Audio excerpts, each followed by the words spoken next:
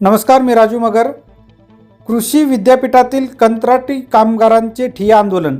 परभणी येथील वसंतराव नाईक मराठवाडा कृषी विद्यापीठातील कंत्राटी कामगाराची पगारवाढ आणि इतर प्रलंबित मागण्यांसाठी गुरुकुल कार्यालयाबाहेर ठिय्या आंदोलन सुरू करण्यात आले आहे।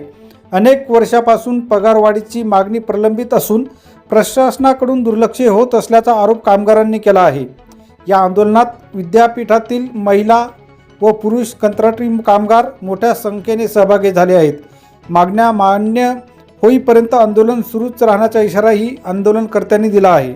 स्वाभिमानी कामगार संघटनेच्या वतीनं वसंतराव नाईक मराठवाडा कृषी विद्यापीठामध्ये कंत्राटी कामगारांचं गेल्या 5 दिवसापासून काम बंद आंदोलन आहे। आज कुलगुरू बाहेर राज्यात बाहेर देशात फिरतात, आज मात्र ते सापडलेत।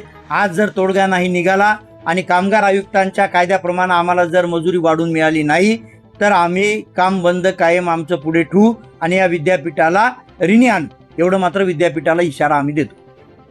पगारवाढ झालीच पाहिजे सर। आम्हाला खूप गवतामध्ये साप यायलेत हातामध्ये, आम्हाला तरी बी काम केल्याशी भागही का आमची सगळी प्रॉपर्टी गेलेली आहे विद्यापीठमध्ये। आमचे बी लेकरं बाळ आहेत ना, आम्हाला बी आमच्या मान मर्यादा आहेत, आम्हाला बी वाटते आम्ही गंजो, आम्ही असे फाटके तुटके कपडे घालू, पण आम्हाला आमच्या बी मुलाचे स्वप्न आहेत ना। एवढ्या पगारीमध्ये काय होणार आहे, आमचं काहीच होईना झाले। आम्हाला आमची पगारवाढ झाली पाहिजे। किती पगार मिळतो आणि किती पगार वाढायला पाहिजे? आम्हाला 300 रुपये रोज, 280 रुपये रोज आहे। किती मिळायला पाहिजे आता?